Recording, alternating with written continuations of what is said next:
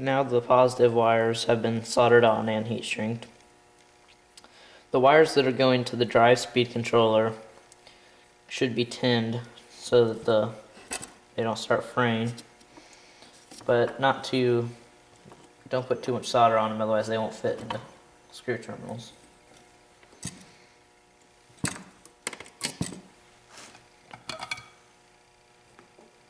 And then you can solder on a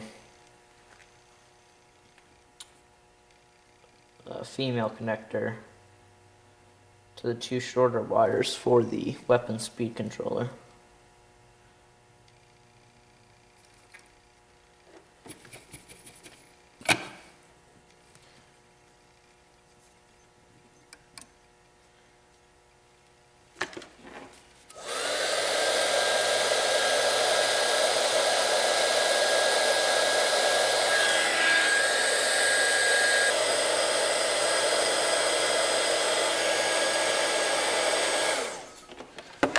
Now the power splitter's done.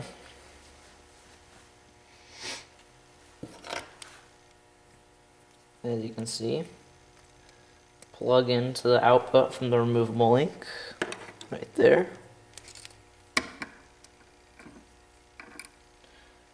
These two wires go to the drive speed controller. This connector will connect to the weapon speed controller, and the light will be able to be soldered on to these wires right here.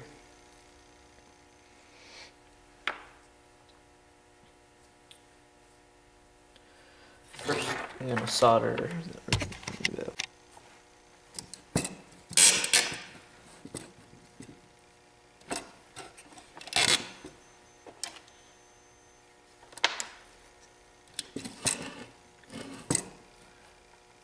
Now you can solder the leads coming off of the weapon controller, speed controller, onto the Dean's plug. First slide over the heat shrink though. These are long enough leads that it shouldn't heat up and start shrinking. And simply solder the negative lead, negative terminal, on this male Dean's plug.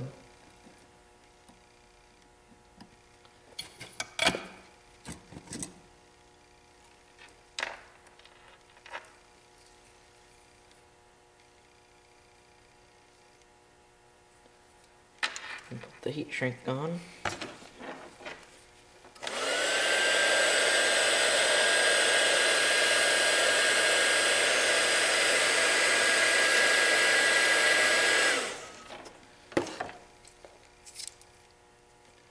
And that's done. That'll plug right in to that connector coming off the power splitter.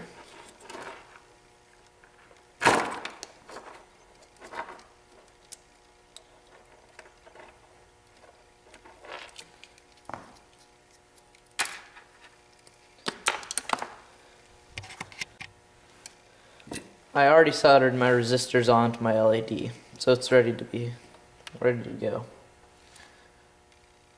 Now the shorter leg will be the leg that is negative.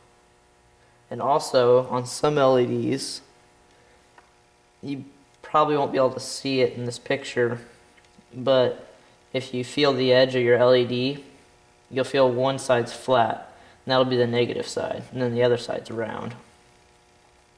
And it's just on this little rim that's flat.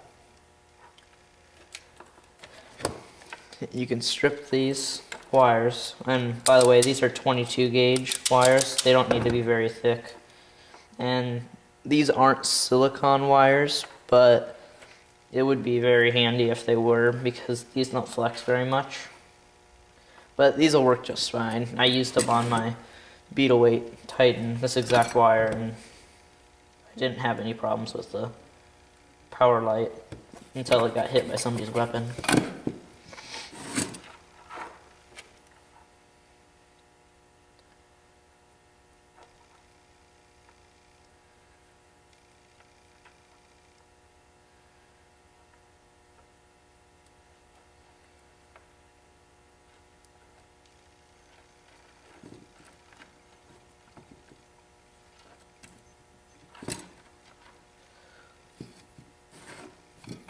solder the positive wires together.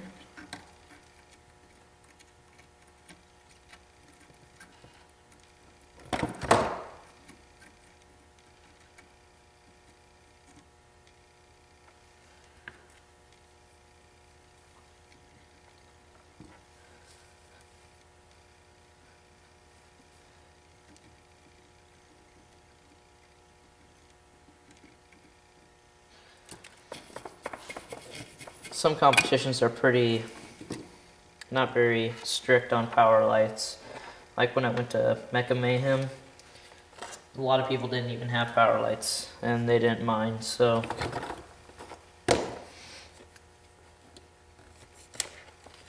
it doesn't have to be perfect. Some competitions do require them though.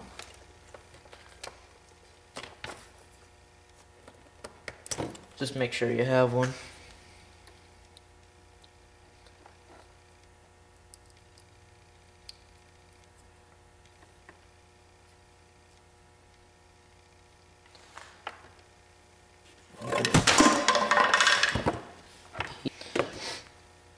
Now I just need to solder the negative side.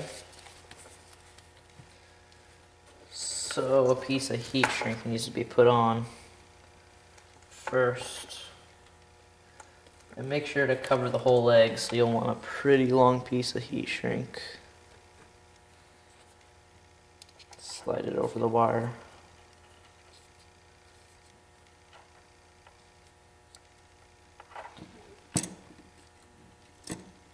And solder.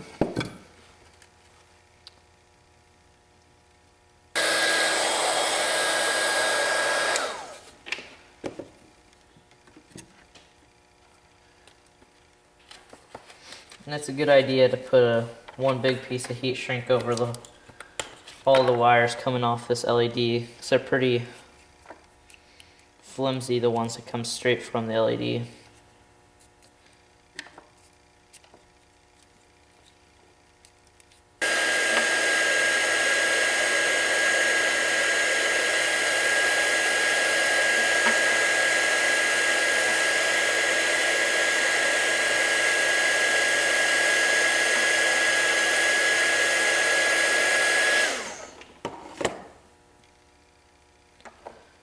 And the LED is done. Solder on leads to the motor about 3 inches long. Doesn't matter which terminal which lead goes to. But solder a positive and a negative one on.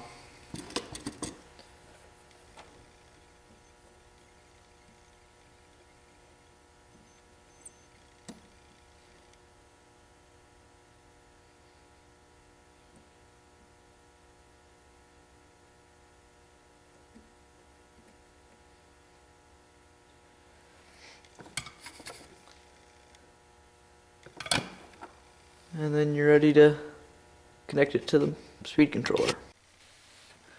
Alright, to start out, put the wires coming from the power splitter into the speed controller. They can be tightened down with a flathead screwdriver.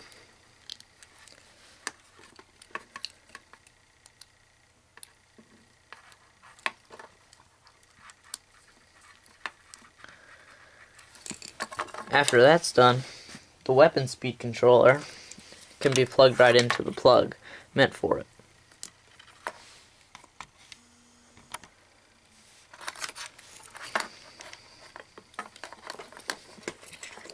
Now that that's done, the wires from the motors can be put into their terminals.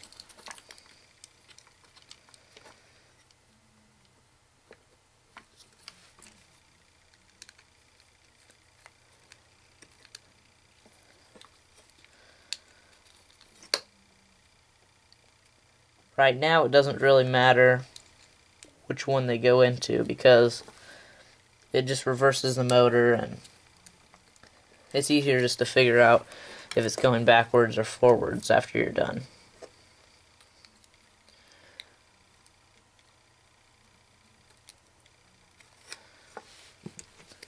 if it doesn't fit because you put too much solder on it, you can squeeze it with pliers to try to get it to fit.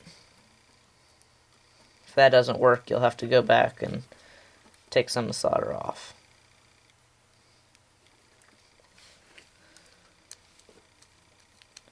Try to get them to stick as far into these terminals as you can,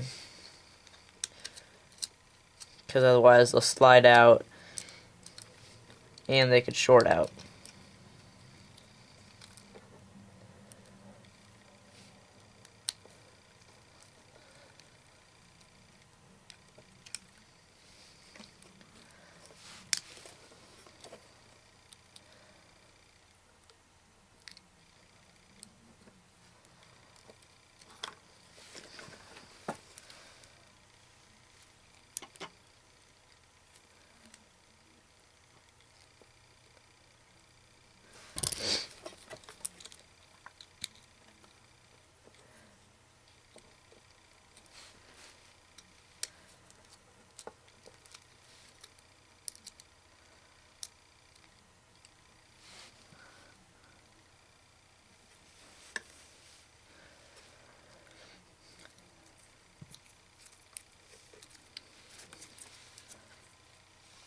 Now plug the cable labeled forward into the slot labeled ELEV.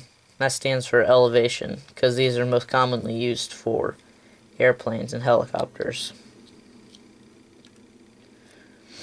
And the one labeled turn can go into either of the slots labeled AIL, which stands for aileron.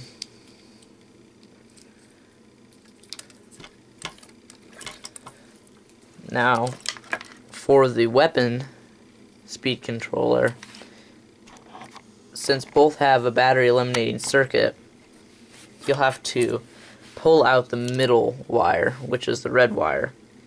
There'll be a small black piece of plastic you can prop up with an X-Acto knife and then pull the wire right out. I suggest taping this or putting heat shrink on it, but don't cut it off because you might want to use the battery eliminating circuit on this sometime. For right now, I'm just going to pull this back because I'm not going to have batteries plugged in right now.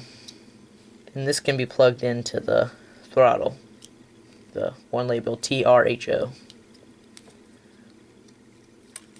All the plugs match up with the wires. All the orange ones / yellowish are over here, the red ones go through the middle, and the black ones are over here. That's because that little sine wave right there stands for the data, which is these orange yellow ones.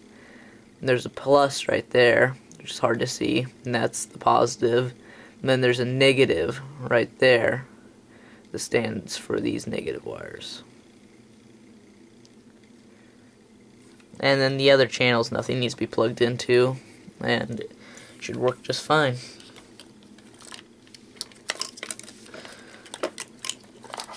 For brushless motors, most have bullet style connectors like these.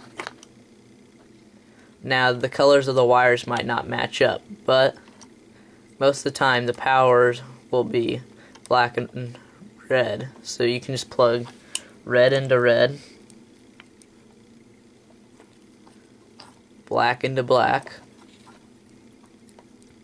and for me, with these two the speed controller and motor combo, the blue and white go together.